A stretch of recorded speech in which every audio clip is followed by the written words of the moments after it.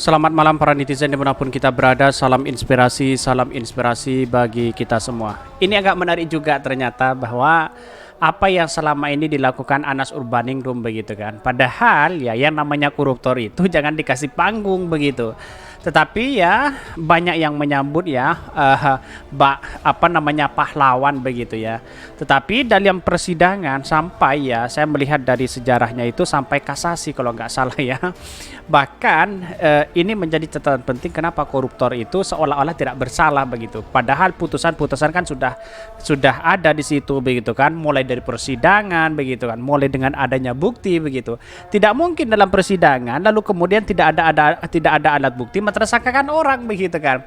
Jadi kan sudah jelas di situ begitu. Jadi apa yang selama ini dilakukan Anas Urbaningrum ya, pemikirannya menurut saya pribadi masih di 2010 begitu.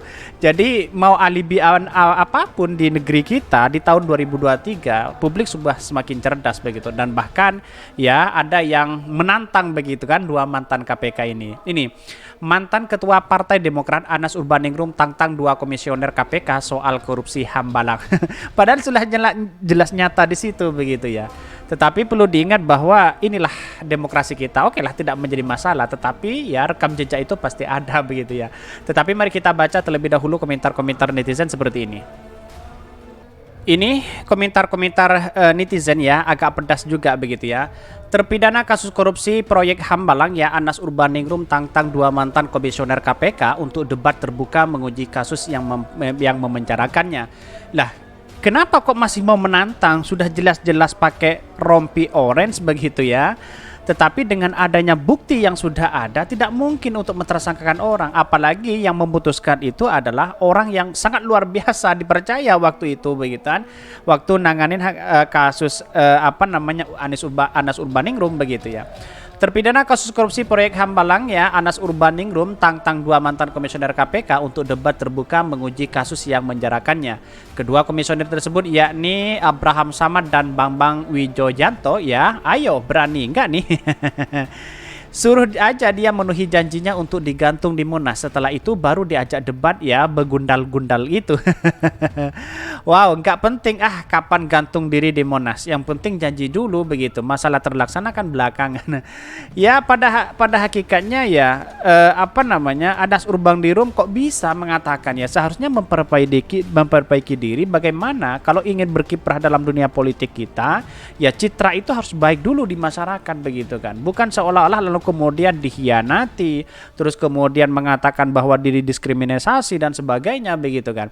Artinya orang enggan untuk percaya lagi kepada Anas begitu ya. Ini saya yakin Abraham Samad dan Bambang Wijoyanto tidak akan pernah berani takut ditelanjangi oleh Anas Urbaningrum. Nah, ya mana mungkin begitu kan meneladani ya, atau apa namanya, mana mungkin untuk ladani orang-orang yang memang sudah terbukti di situ dalam persidangan begitu. Jadi kan aneh begitu ya. Yang kemudian apa namanya untuk adu debat itu kalau saya pribadi ya terlalu naif lah begitu ya. Ini nggak akan berani lah kalau mereka terima tantangan Anas Urbaningrum ya, borok mereka akan terkuak ya. Dugaan seperti Anas Urbaningrum ya BW dan tak punya nyali untuk debat terbuka hadapi Anas Urbaningrum. Ternyata ada pro dan kontra di situ begitu ya. Tetapi melihat ini dari komentar-komentar netizen ini ya menurut saya pribadi ya wajar-wajar aja, inilah negara demokrasi kita begitu. Padahal sudah putusan hakim seperti itu begitu. Tetapi kenapa di 62 ini begitu kan, di negara 62 ini koruptor kok disambut luar biasa begitu. Jadi itu pertanyaan hari ini begitu, di mana akal sehat kita begitu kan ya. Ya pada akhirnya oke lah disambut dengan apapun, itulah demokrasi kita. Tapi perlu dengan yang namanya koruptor itu jangan dikasih panggung pada siapapun begitu. Jadi kita harus melek terhadap itu begitu. Tapi mari kita baca terlebih dahulu komentar-komentar netizen seperti ini. Ini saya bacakan terlebih dahulu beritanya ya. Mantan Ketum Partai Demokrat Anas Urbaningrum tantang dua komisioner KPK soal korupsi Hambalang. Ini bahkan menantang begitu kan. Bukan caranya sekarang nantang-nantang seperti ini begitu kan ya. Kenapa? Bukan masalah takut, tapi ternyata kalau orang sudah pakai rompi orange, dua alat bukti itu cukup untuk mentersangkakan seseorang begitu ya. Ini terpidana kasus korupsi proyek Hambalang Anas Urbaningrum tantang dua mantan komisioner KPK untuk debat terbuka menguji kasus yang memenjarakannya. Kedua komisioner tersebut yakni Abraham Samad dan Bambang Wijoyanto ya, mantan Ketua Umum Partai Demokrat, mengajak berdebat tersebut untuk menguji kasus yang menjerat hingga masuk bui ya. Anas Urbaningrum ya terjerat dalam kasus korupsi proyek Hambalang periode 2010-2012 ya. Tang-tang ya dari Anas tersebut ya diungkapkan oleh Ketua Umum Partai Kebangkitan Nusantara PKN GDPC Suwardika. Dia telah bertemu dengan Anas ya di Lapas Sukamiskin ya Bandung Jawa Barat beberapa waktu lalu ya. Bahkan dia mengatakan bahwa PC mengatakan Anas Urbaningrum siap berdebat dengan dua ex pimpinan KPK ya, pimpinan Komisi Anti Rasuah di depan ahli hukum pidana untuk menguji apakah kasus yang menjeratnya murni persoalan hukum atau sebuah bentuk kriminalisasi. Ya tidak mungkin KPK itu mentersangkakan orang ya kecuali memang tidak menemukan dua alat bukti begitu. Padahal itu sudah jelas begitu kan. Nyanyian Nazarudin sudah begitu jelas di situ begitu. Tidak ada sangkut pautnya dengan Demokrat, dengan Pak SBY begitu kan. Itu murni dari pribadinya. Dan tentu ini menjadi catatan penting. Kenapa kok Anas Urbaningrum masih melakukan ada kriminalisasi begitu kan? Ada seolah-olah dihianati begitu kan, ada seolah-olah dikambing hitamkan di situ. Jadi narasi-narasi seperti ini menurut saya pribadi agak kampungan juga begitu ya. Karena apa? Ya menurut saya pribadi kan tertawa begitu kan. Itu tidak mungkin seseorang itu ya mentersangkakan orang ya tanpa melakukan ya tanpa ada bukti begitu ya. Bahkan dalam perdebatan eksaminasi di depan para ahli hukum pidana dan lainnya dari proses awal kasus ini sampai putusan PK ya, apakah ini kasus murni hukum atau kasus politik menggunakan ya tangan oknum penegak hukum, kata PC kepada kompas.com. Padahal ya pasti menyakatkan ya menyebut Anas bakal meminta pertanggungjawaban berupa penjelasan dari dua mantan petinggi lembaga anti rasuah itu perihal kasus korupsi yang saat itu ditangani sampai ia turut dijebloskan ke dalam penjara. Bahkan debat tersebut bakal dibuat terbuka ya agar publik bisa melihat dengan jelas perkara yang saat itu menjerat Anas Urbaningrum.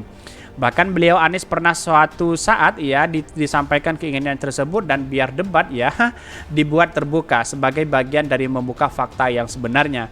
Bahkan sebagai informasi ketika Anas tengah berada di puncak karir politik ia tersandung kasus korupsi proyek pembangunan ya pusat pendidikan, pelatihan dan sekolah olahraga nasional ya di Hambalang 2013 yang lalu.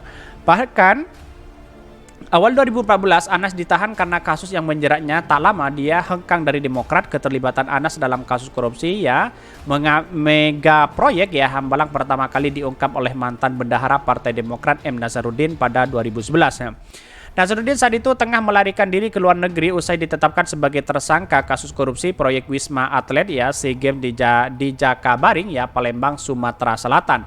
Dan bahkan dia mengatakan bahwa ya dirinya nyanyian Nazarudin KPK pun melakukan penyelidikan Anas lantas ditetapkan sebagai tersangka pada Februari 2013 ya.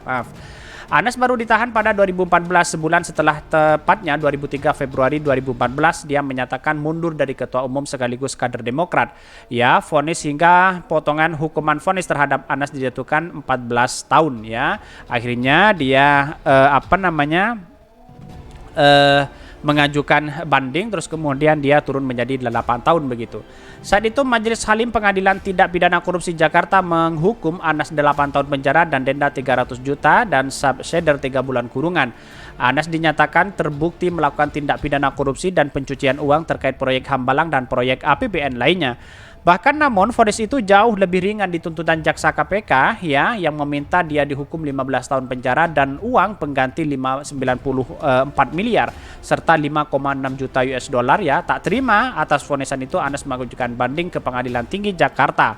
Bahkan pada Februari 2015 Majelis Hakim Banding memutuskan ya memangkas hukuman Anas 1 tahun menjadi 7 tahun penjara. Namun Anas tetap didenda 300 juta kendati dijatuhi hukuman yang lebih ringan. Anas masih tak puas ya. Dia mengajukan permohonan kasasi ke Mahkamah Agung atau MA ya. Dari kasasi ke Mahkamah Agung begitu kan. Ini tetap menjadi pidana korupsi begitu ya. Pada Juni 2015, MA menyatakan menolak permohonan Anas. Majelis Hakim Kasasi yang dipimpin oleh Artijo Alkostar ini sudah apa namanya orang-orang yang terpercaya di situ begitu ya. Kala itu ya justru menjatuhkan vonis 14 tahun penjara ke Anas. Mantan anggota Komisi Pemilihan Umum KPU tersebut juga diharuskan membayar denda 5 miliar. Bayangkan ya. 5 miliar subsidi atau setahun dan 4 bulan kurungan. Bahkan selain itu, Anas diwajibkan membayar uang pengganti sebesar 57,592 miliar kepada negara. Namun 5 tahun berselang, MA mengabulkan permohonan peninjauan kembali PK yang diajukan Anas. Pada September 2020, Majelis Hakim PK yang dipimpin Sunarto menyunat ya hukuman Anas 6 tahun. Dengan demikian ya Anas berkurang drastis menjadi 8 tahun di penjara ya. Namun begitu, Anas tetap dihukum membayar uang pengganti sebesar 57,9 miliar ya, atau 5.261 US dollar ya. Selain itu juga Majelis Hakim PK tetap menjatuhkan hukuman tambahan berupa pencabutan hak ya untuk pilih dalam jabatan publik selama 5 tahun terhitung setelah Anas menyelesaikan pidana pokok ya. Bahkan dalam catatan ini disebutkan ya ini bahwa apa yang selama ini dilakukan oleh si Anas Urbaningrum kan sudah ada bukti begitu kan. Walaupun sudah PK beberapa kali begitu kan ya, dalam artian bahwa ya ingin membela diri begitu. Tapi tahu-tahu tetap ini ada putusan bahwa itu adalah korupsi begitu. Jadi tidak mungkin saya rasa dari MA terus kemudian dari putusan hakim dan sebagainya tidak mungkin mentersangkakan orang kecuali 2 alat bukti itu begitu kan ya. Bahkan nyanyian Nasaruddin masih ada di situ rekam jejaknya begitu. Mungkin sekarang ini kok menantang mantan ketua KPK begitu, ada apa begitu Abraham Samad dengan dengan ini yang kemudian apakah narasi-narasi sekarang itu agak gimana begitu kan. Soalnya berbeda narasi sekarang di 2023. Masyarakat sudah cerdas begitu kan. Tidak bisa dibohongi. Kira-kira seperti itu begitu. Mungkin itu yang kami sampaikan. Tonton terus channel Hodari Podcast Rakyat ini karena ada berita-berita menarik dan viral setiap harinya. Salam para netizen, salam inspirasi bagi kita semua. Jangan lupa di-subscribe channel YouTube Hodari Podcast Rakyat ini.